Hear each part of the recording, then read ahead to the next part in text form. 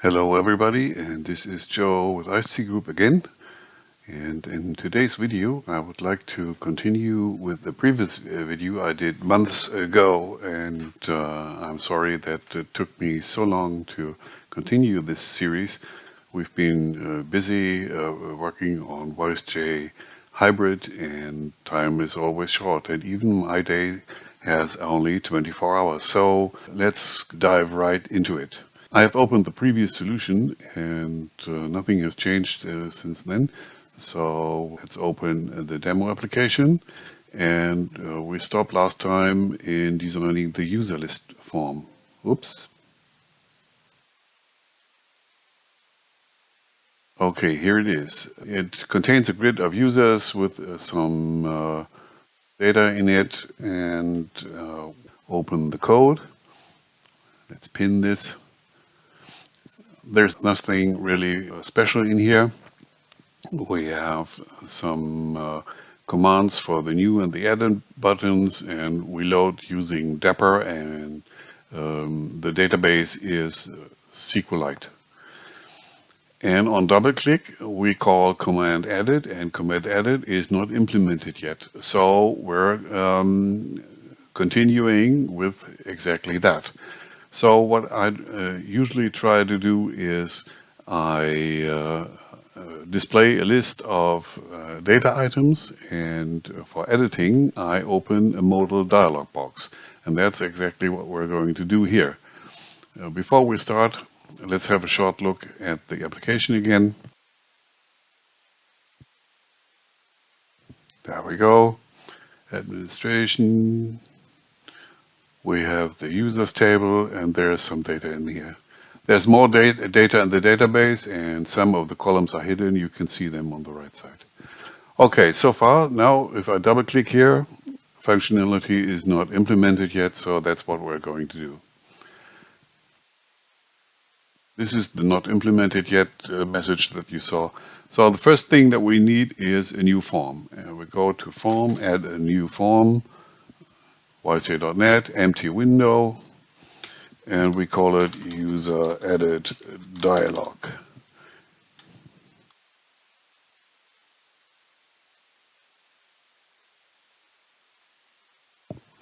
There we go, our dialog. We don't need the user list form anymore. Let's pin that, let's pin that. Okay.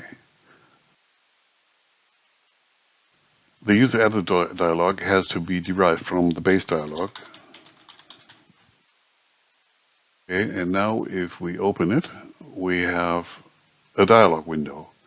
So the dialog window doesn't have the control box like the close buttons, and this one also doesn't have an icon. So let's add the icon. Source, there it is. Okay. Images.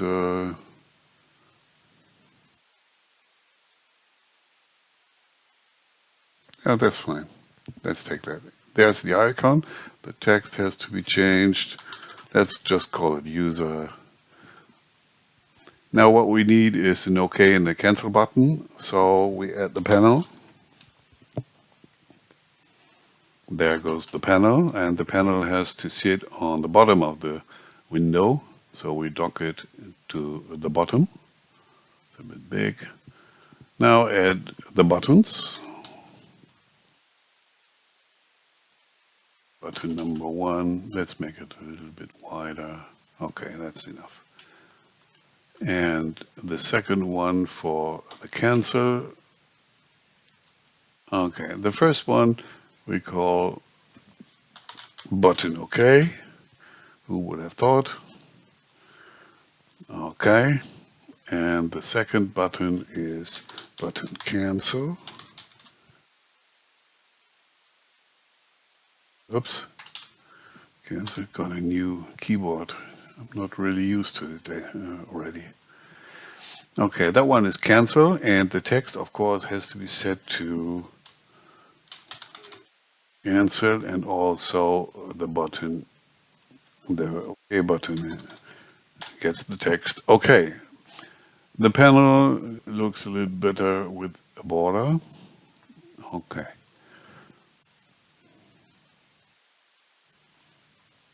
So you've seen that the buttons went down a little bit.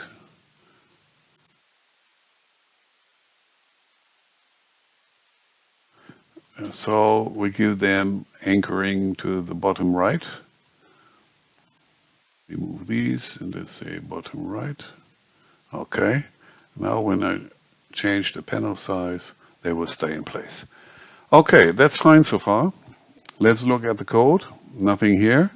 So how do we call this user edit dialog? I personally prefer to have the launch of the dialog inside the class itself.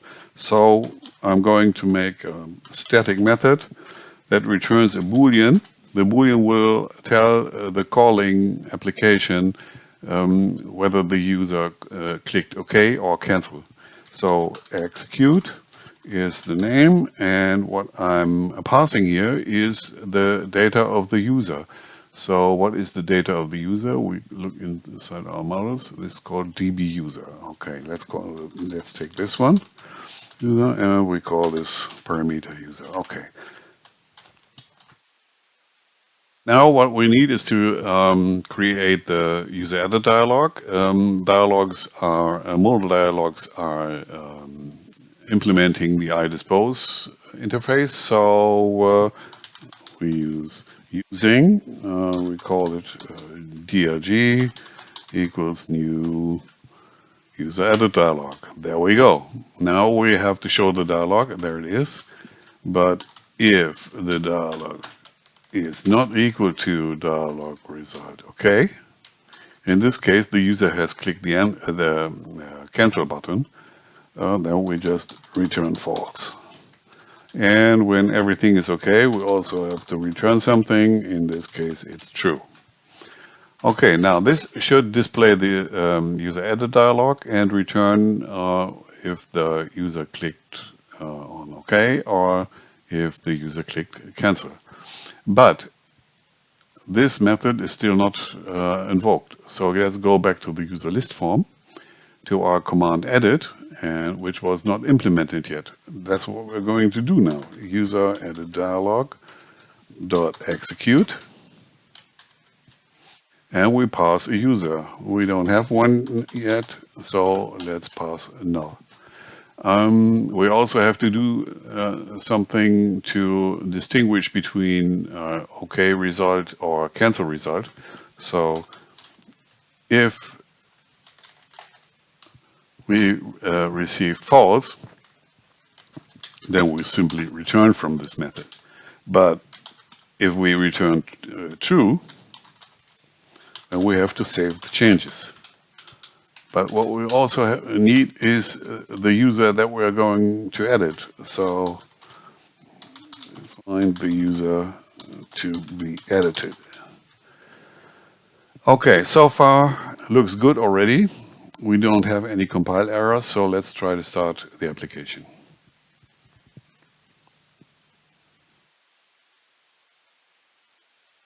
There we go. This is running on my old laptop, so it's not the fastest, but it should be okay for today. There's our users. Now we do double click and we see our new user edit dialog. It's a modal dialog. I can click everywhere around it, and that doesn't close the dialog. But I can use OK and cancel, but they don't do anything. And that's because the buttons are not hooked up to any event handlers yet. So what we need is a function to initialize everything. It can be a private one. Doesn't need to return anything, and we call this simply preset, and we pass user.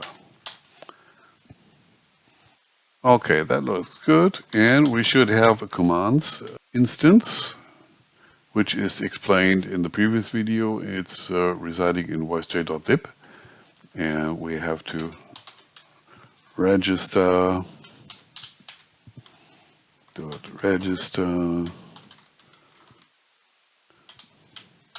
two buttons.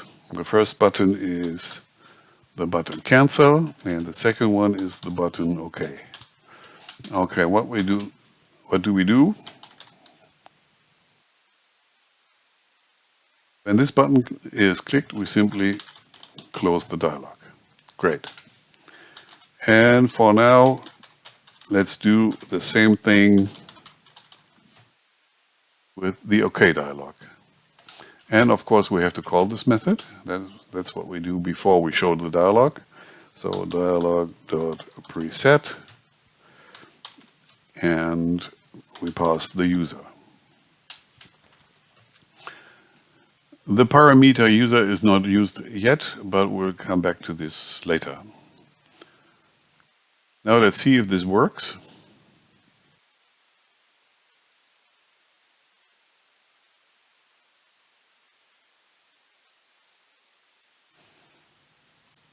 User list, double click. Okay, it works. So that's fine. Now, how do we get data into this? First of all, when we invoke this user edit dialog, we have to pass a user. Let's find out how to get that one. The user should be the currently selected one. So the index of the currently selected one is from the grid, the selected rows.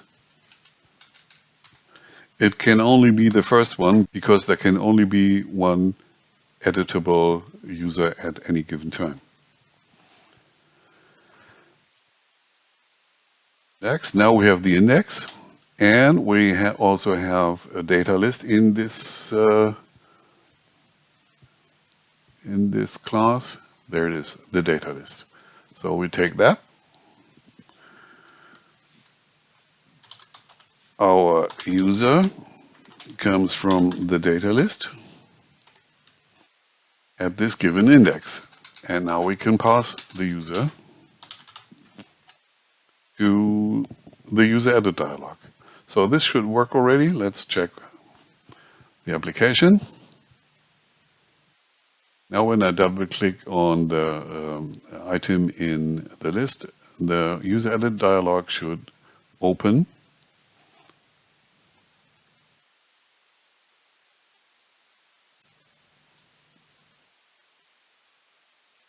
Okay, but still we don't have anything to show yet.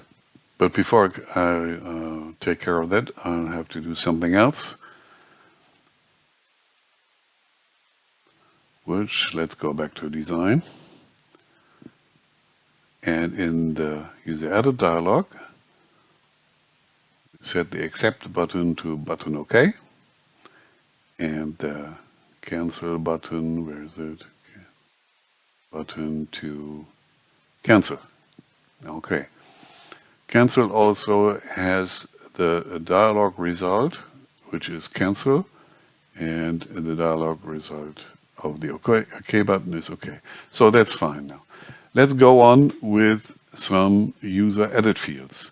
First of all, we use a label, put it somewhere. Then we need a text box, for example, where we can display something. In this case, this could be the user's login name.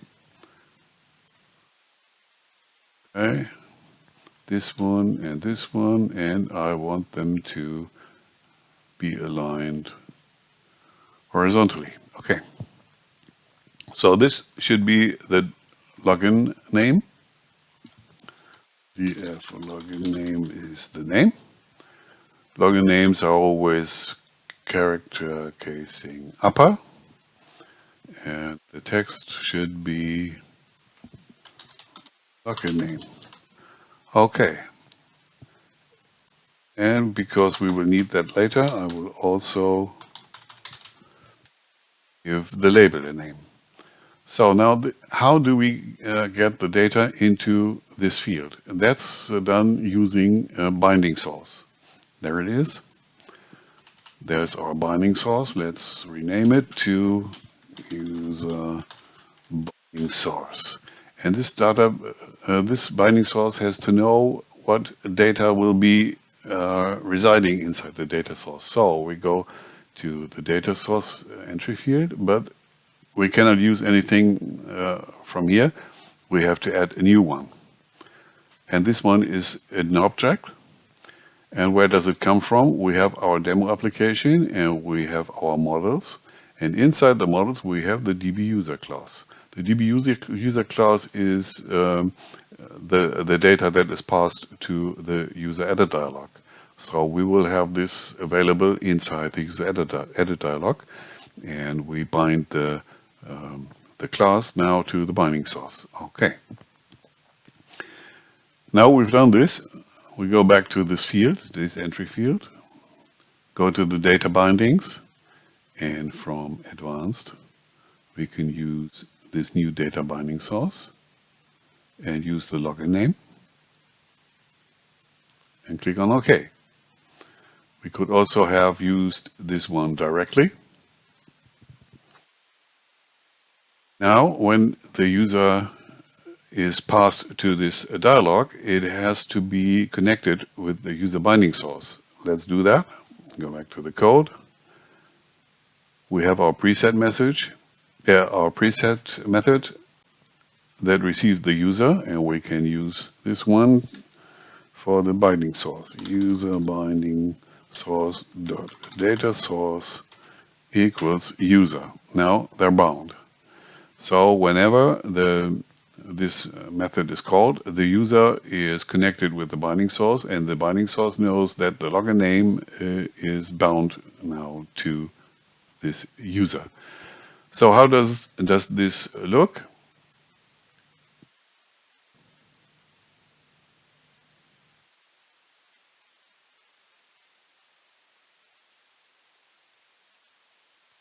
Duration users, double click, and there we go. There's our Joe. But if I change this login name, click on OK, change here.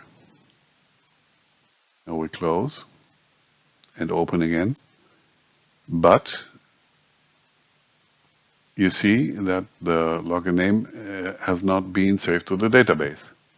Okay, that's what we're going to do now. In the user list form, we go to Save Changes, and what we're doing here, first of all, we need a database connection.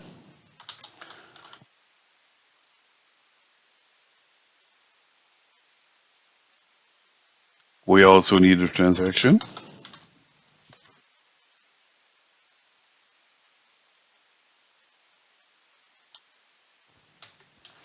And we also need to commit the transaction. If something fails during the process of saving the user data, it will raise an exception, and the commit function will never be called. So as soon as the process leaves the scope of this transaction and the transaction is not committed yet, it will be rolled back. Okay, that's exactly what we want. So what we are wanting to change or to save to the database is the user itself. Let's call Save Changes from the WiseJlib.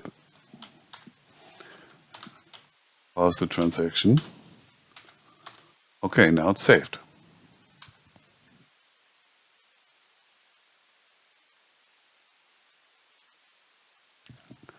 Let's see if this works.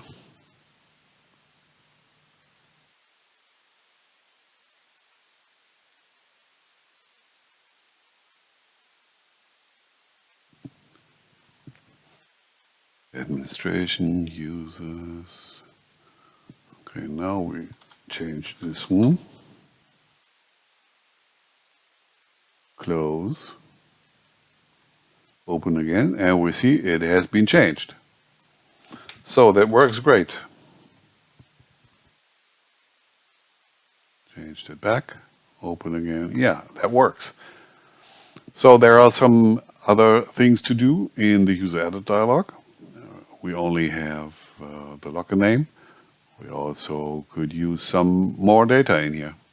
And what we have in the users class in the database table is, for example, salutation, first name, last name. Let's go on with that. For the salutation, there can only be two values, Mr. or Mrs. And I'll use a combo box for that.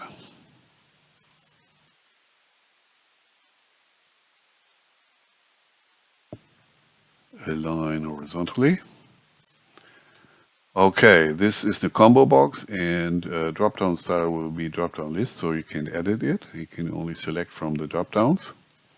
Call this one salutation.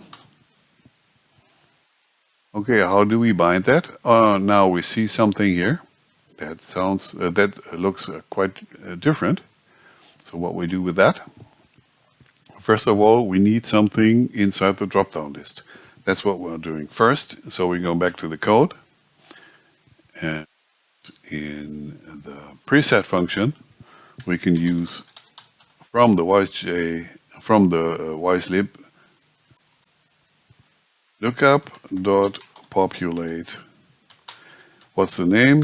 df salutation, and what we're filling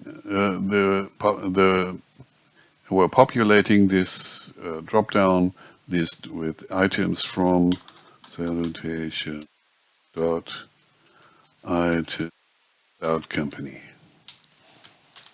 So only Mr. and Mrs. Let's have a short look at the salutation class.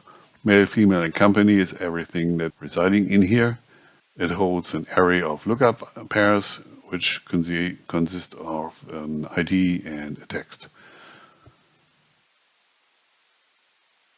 Okay, so it's populated.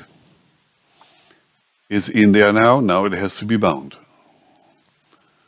Let's go to here, and the value that we're working with comes from the user binding source, and it's the salutation value. Okay, now let's see if this works.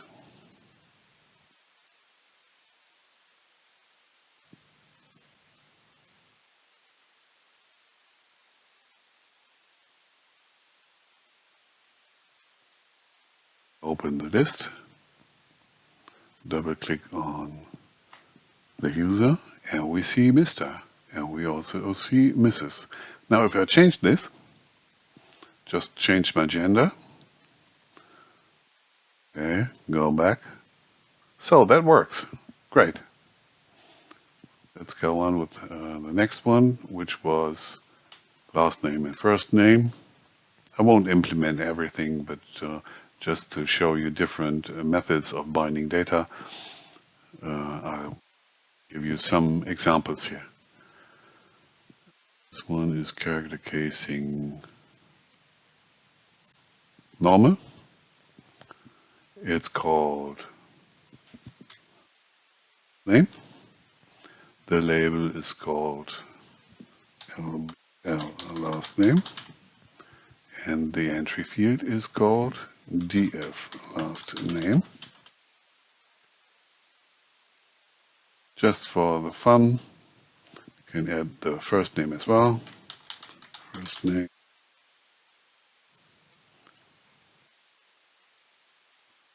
df first name. Okay, this should work already, and should fill our dialog with data. We also have one more thing in the user's database table, which is the hired date. It's a date time. Let's see if this works as well. The text of this should be hired. What we would like to use here is date time picker. There we go. Put it here.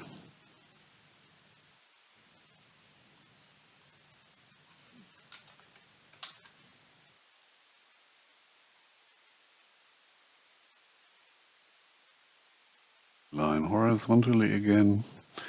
Okay, what I don't like is that that the date is very, very long. I don't like that, so I will use a different format, and the format should be short.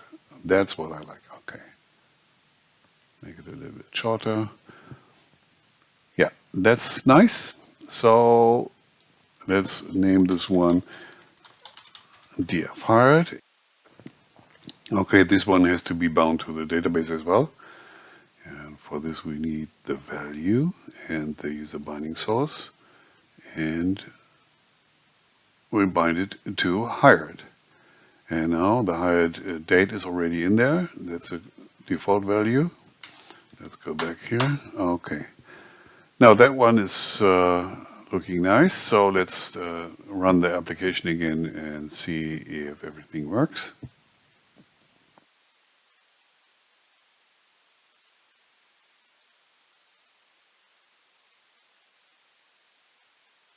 Registration, users, double click.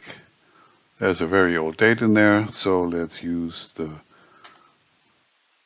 2nd of December in 2023. Double click again, there it is. I can also remove the date at all, and that's it.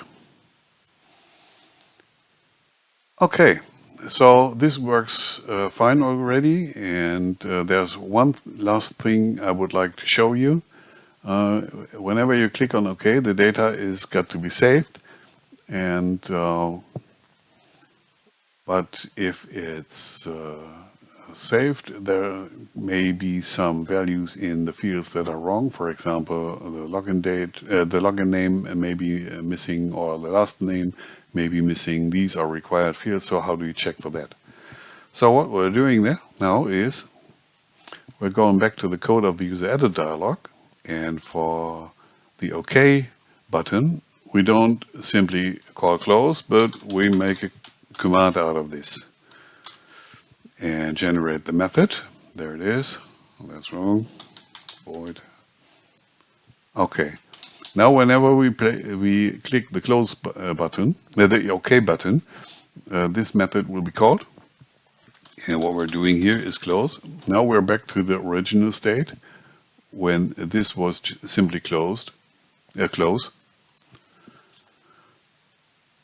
And now we can check for the fields and their contents. For example, let's say the hired date cannot be in the future. So if the user's date, we cannot use that because we don't have the user here. So we make baby user is our user, and it comes from our user binding source in the data source.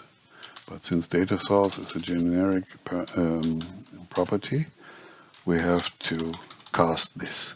Okay, now we have our user, and our user has a hired date. And the hired date cannot be if the user hired is greater than date time dot today. So if it's in the future, we can throw a new button that says invalid date. The hiring date. Okay.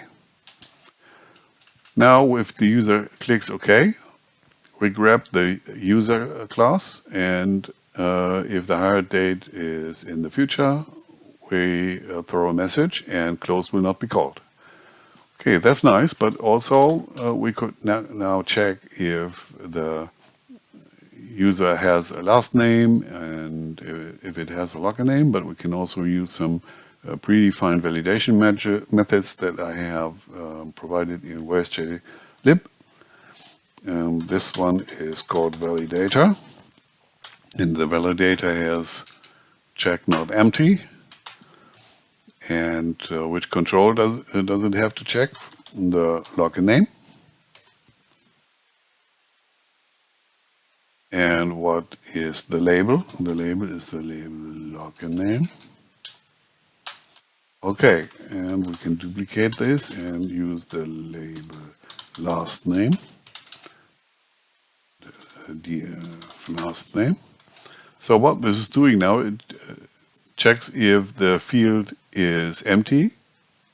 If it is empty, it uses the text of the label for the error message. Okay, let's try if this works.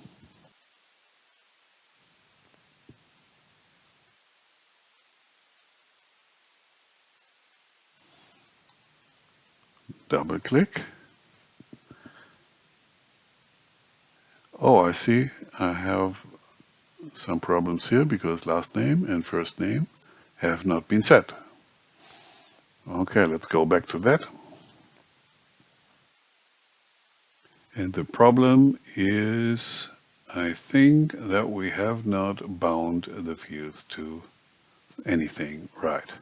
So we use the binding source, and this is the last name field, okay? And for this, we take the first name field, and this one is bound. Okay, so now let's try again and check the error message.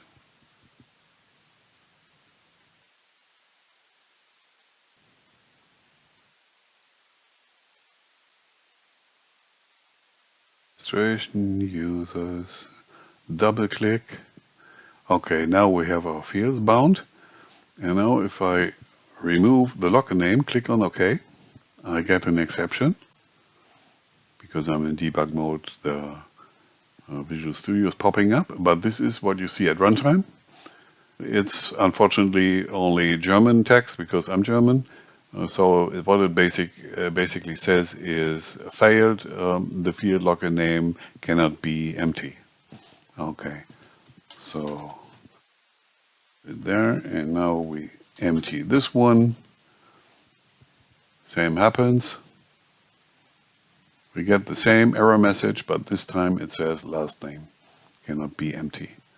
Okay. And the hire date cannot be in the future, it said. Okay, now we have a future date. If I click OK and run this again, I get the error invalid hiring date. Okay, so that's working so far. That's basically all you have to know about Modal Dialogs and editing database data. So what we did here, let's have a quick review. If you want to edit a user, you can only have one row selected, and this would then be the zero, the selected row with the index 0. This index we get from the grid, and we also have our data list, which is synchronized with the grid, and when the index is used, you can extract the user data. This user data is then passed to the Modal Dialog, and if the Modal Dialog returns true, which it does when the OK button is clicked, we open a database connection, open a transaction, save the changes, and commit, and that's it. So that is an easy way to edit user data. And in the user edit dialog, the edit dialog is invoked using the execute method. The user is passed. We create the new dialog that it is closed immediately because it has the iDispose method. And we call preset. In preset, we connect the binding source with our data. We hook up the cancel and OK button. We fill the salutation list box with the combo box with Mr. and Mrs. And that's it. And when the user clicks cancel, the dialog is simply closed, in which case it returns false. But if the user clicks OK, we check what is the instance of the user, which had been connected to the binding source in the preset method. So we get that. We check for the hire date, we check for empty fields, and if everything went through without throwing an exception, we get the close method. And the close method with the dialog result OK leads to returning true. Okay, and this is all. Of course, the user has a couple more fields. These have to hook up at design time with the binding source. They have to be placed on the dialog, and everything has to be made nice and pretty. But I don't want to bore you with that. So that's all for today. I hope you enjoyed everything I was able to show you. And from now on, you can use bound data fields in Modal Dialogs using voicej.net. Okay, that's it. Bye-bye. See you next time.